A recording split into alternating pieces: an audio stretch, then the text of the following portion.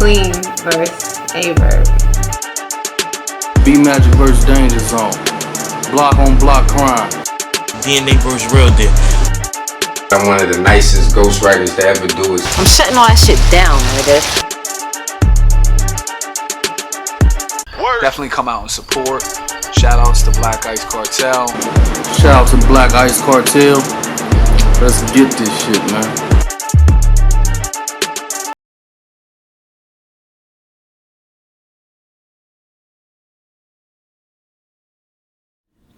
Alright, Rap Grid. Yes, sir. With Iron Solomon. Okay, me and you have had a lot of talks about, I'd say some higher level humanoid thinking. And this is, everyone probably wants to know what happened with the Mook thing, what happened to Iron. I want you to approach it from a different standpoint, right? Break down the psychology of, you know, where you were at and how you were attacking the battle, kind of when you were gunning for Mook and Fight Club, and kind of break down where you were at mentally when you took the battle on Smack, and work that into how you feel about battle rap right now. So the origin of me gunning for Mook in Fight Club was that, you know, Fight Club, you would know your opponent, but sometimes it would be like, this dude might show up, you might have to battle him, you know, you might have to battle this guy. And there was a night where it was like, yo, you're supposed to battle Mook, and then it fell through, or he didn't want to do it, or whatever it was, and then it was like, you might have to battle Reed Dollars or Young Zim, you know, whatever it was. So I had to be ready for all of them. And I think that obviously Mook at that time like was a bigger name than I was, definitely in the Fight Club Smack scene for sure. And so that, you know, that was a good meal that I was anticipating. So when it was Zim and Mook backed out or whatever, you know, I don't want to like put it on. At the time, that's what it felt like. By, you know, I don't want to be like, yo, Mook backed out. I don't really know what the behind the scenes shit was, but it was like, yo, I might as well call this dude out. You know what I mean? And that was just career strategy. You know, I wanted to battle Mook. Obviously, he's a big name. You know what I mean? I knew who he was. I thought I could. I knew I could beat him, and so I called him out, and I was hungry for it. And then I threw the other jab in the Nest battle, I think. Just because it was like, here's this narrative of me calling this dude out, and like at throughout my career, once I got past the like I'll battle anybody phase, it was like I need to do bigger matchups every time. So you get to a certain point where it's like that, you know, that's the guy now, you know what I mean? And Mook is another person that's like a career strategist. Like I think that I don't really necessarily believe in like who's the best ever. I think it's like it's so subjective, and I think, you know, you could look at like, okay, Busta Rhymes is one of the best ever at using his voice and multisyllabic patterns and this and that. You know, Jay-Z is the best at this. It's tough to say if he's better than Eminem or not, but you can identify chambers that they're the best at. And I think that Mook obviously is one of the best, and I think the chamber that he's the best at is career strategy. And not taking nothing away from his lyricism at all, but just to say that like he's been, I think pretty much everybody that's like they would call top tier is a strategist, and that's something that sets them apart. And I think he's probably the best at that. So I have a fun fact for you real quick. Yeah, snap a top fact. Yeah, so I went to a college called Full Sail. Went to college? Yes, It's not gangster, man.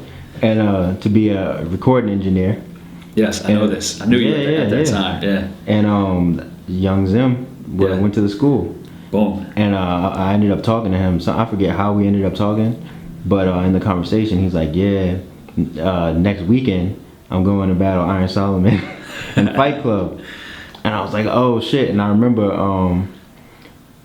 I saw him when he came back, and I was like, "How'd it go? How'd you do?" And he was like, "Man, Miss Info killed me," you know, on Hot 97.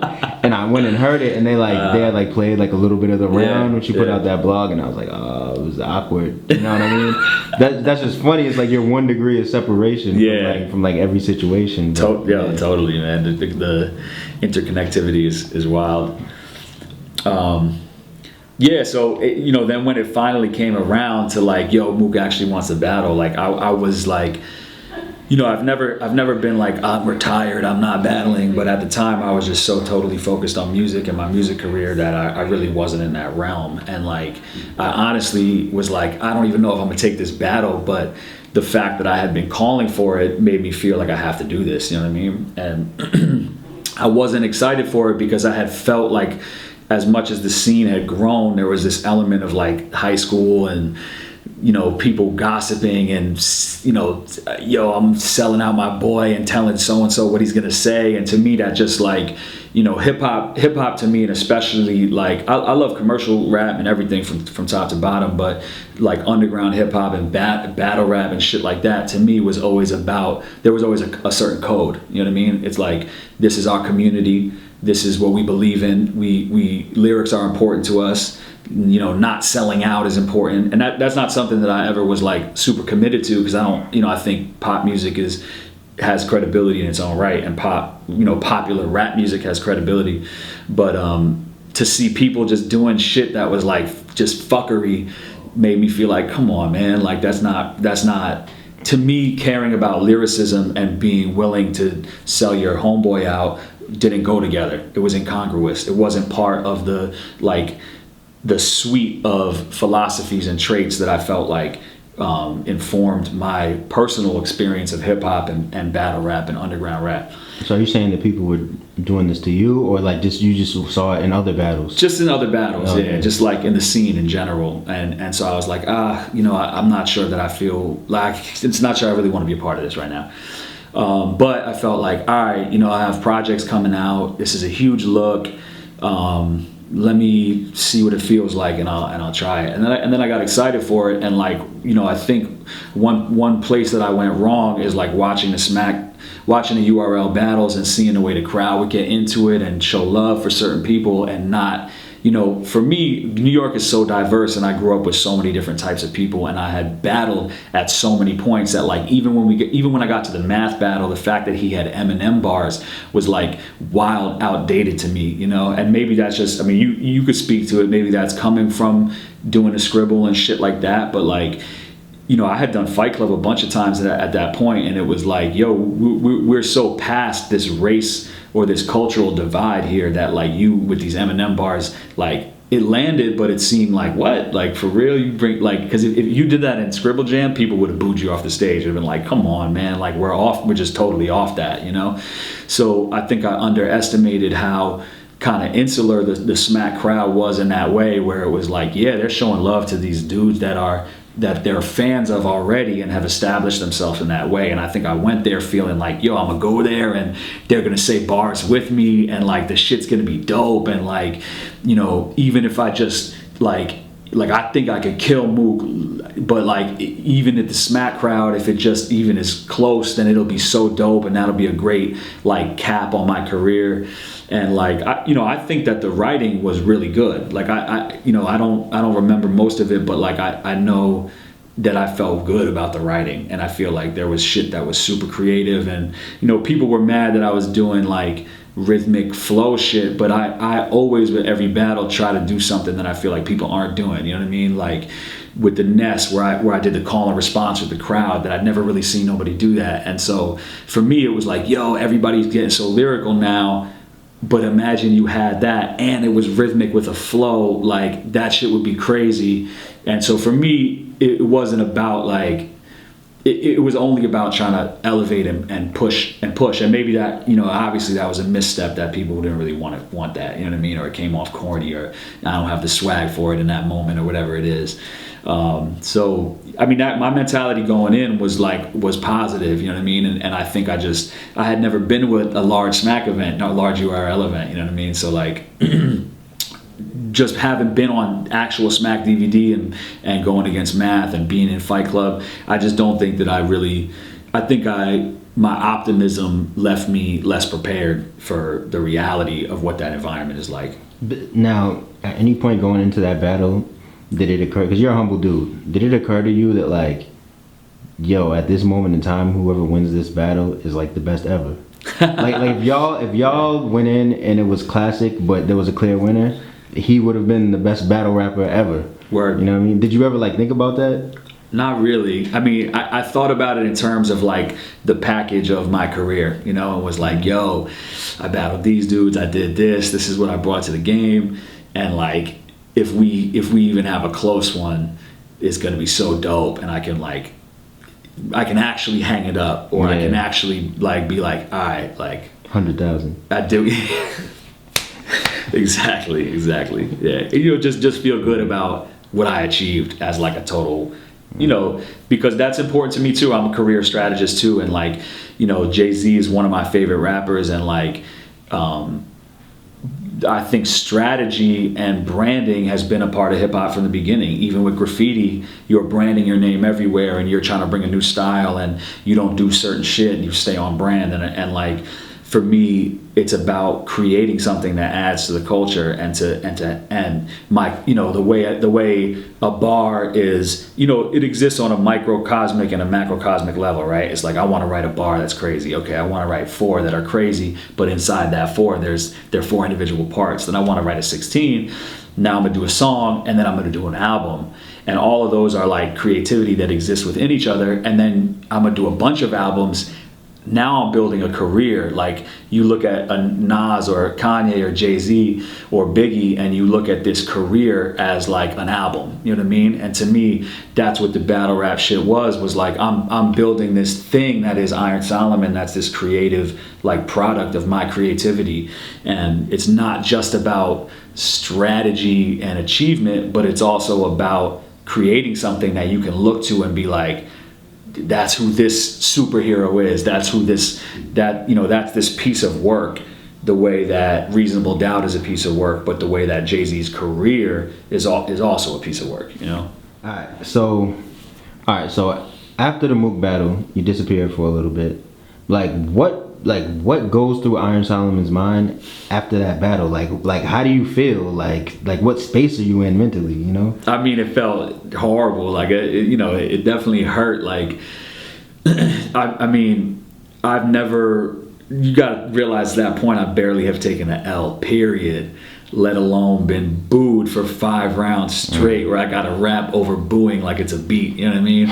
And like, so, and that's like literally like the nightmare where you like go to school naked, you know what I mean? Like, a battle rap nightmare is like, I'm the headliner at Summer Madness and they boo me every round. Or like, I forget my shit first round and can't remember any of my other rounds. Like, that's just like the ultimate nightmare, you know what I mean?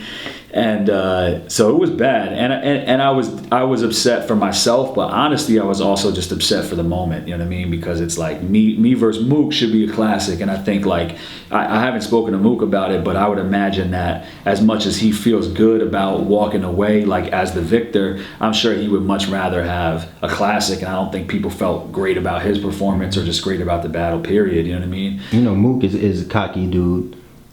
Overly confident. Harlem. But I've had talks with him before where like he threw his little jabs, but he was like, yo, like I was kind of confused. Like, I thought it was gonna be like the best thing to ever happen, you know what I mean? And he always says that like he was a little bit confused by like what the hell even happened, you know? Yeah, no doubt. I mean, yeah, you know, he's smart, and he know, you know. To me, the reason I was the one that asked for 5 rounds, because I was like, yo, Mook and Mills is such a classic, we need to do that, where it's just like, yo. Oh, that was your idea? Yeah, I was like, yo, these, like, it needs to be like, yo, these dudes just won't stop, you know what I'm saying? And I think, again, with that, it's like, the battle was 7 hours behind schedule. 7 hours behind schedule, you know what I mean? So like, people have been in the building all day, it's not the same energy, so even that was like just a miscalculation. And do you think if you went like 3 battles earlier that it would have been different? I think so. I mean, I wish it had happened like the math, me and math, you know what I mean? Because I think we would have another just classic moment that's like, god damn. Like, you mean like in like a small environment? Yeah, Fat Beats, like, you know, just do it like that, you know. I just think it's unfortunate for the culture in general, not just for me, that like that moment went that way, because it you know, should have been dope, could have been dope, you know what I mean? Did you feel like everything you've been doing over the years was destroyed, or were you just like sad at that one battle, you know what I mean? Like, I mean, I'm a perfectionist and like an overachiever, so for me, it's like hard not to be like everything's worthless now. But I think, you know, I realize that it, like, the more that I've come back to the scene and the feedback and the love that I've gotten from so many fans and so many battle rappers that I now watch and I'm a fan of, and they are shaking when they meet me and shit like that, reinforces for me, you know, just to be happy and proud about what I've achieved aside from that. And I learned so much from that moment, and the way my life is now, you know, you can't take nothing back. And I'm so happy with my life now, like, not outside of battle rap, and like within battle rap too, like the new perspective that I have on the culture and the game. You know, everything is interconnected, so like that moment in time definitely influences everything, and I wouldn't be where I'm at now if it wasn't for that. So, you know. And now, you know, I see you're excited as hell about battling. Yeah. You have a multi-battle contract with King of the Dot. Yep. Seems like you're hyped to battle everybody that's a part of that. It's like, how did that move, like, from talking to Just One and Vanguard, it's kind of like, yo, like, I ain't don't want shit to do with battle rap. It's over. And then one day it's just like, yo, Iron's battling. Like, like, how the hell did that happen? Yeah. If I flip the switch, man, I don't know what it is. The first battle that I watched, because like, I really, you know, I didn't even know who these guys were, man. Like, I was really out the loop, just focusing on my business and my family and just other things. And I watched Cassidy versus Disaster because it was like, I have to watch this. There's no way I can't. And from there, I just started watching, and I was like, damn, just watching. And like, people are so nice now. Like, the shit that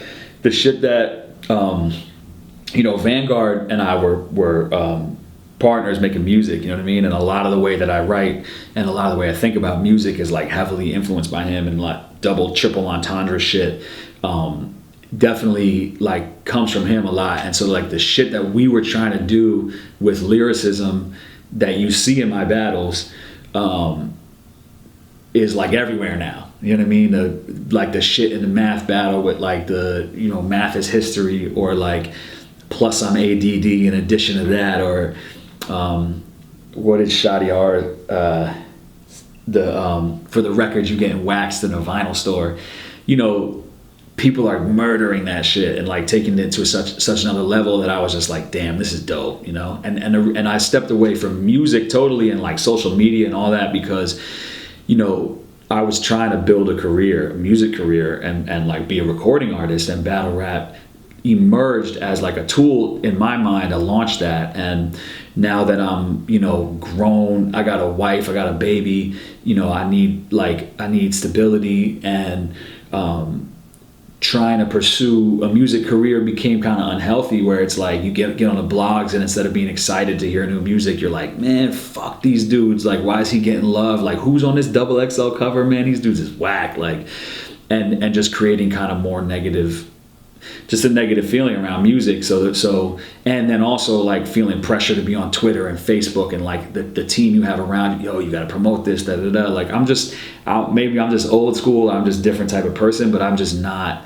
inclined that way. Like I would have to be reminded to be on Twitter, reminded to be on Facebook. Like, I don't have Facebook, I don't communicate with people that way, I just don't. And so when I stepped away from it all, it was like, oh, you know, I can step away from this, and I don't need this. And now that I have like comfort and stability in my life outside of music, and I'm not like having to pound the pavement just to eke out a living off of my art, then I can reapproach my art with the freedom and the peace of mind to be excited about it. And instead of being stressed, like, if I lose this battle, how's it going to affect my album sales or my mixtape downloads? I can be like, yo, this battle's gonna be ill, I'm gonna kill it, and he's gonna cook, and so am I. And like, it doesn't matter that people don't know who he is, and this battle doesn't make me more famous, because it's gonna be so fun, and I'm gonna love this shit. And like, that was the mentality that I was seeking after the Mook shit, because it was like I was so far from that place of having fun and like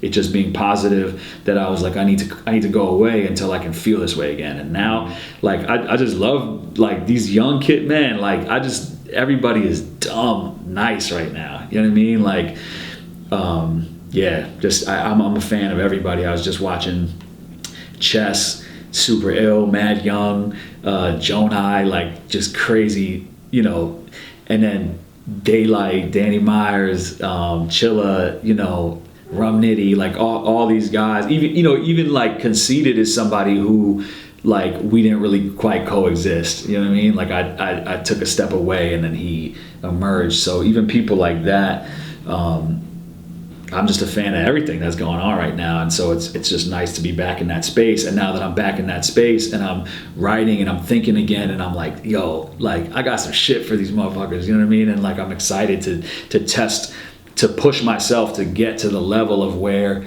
shit is at right now, you know what I mean? Because it, you know, people got fat while we starved and shit, you know? So in conclusion, Iron Solomon is back. Yes, sir. So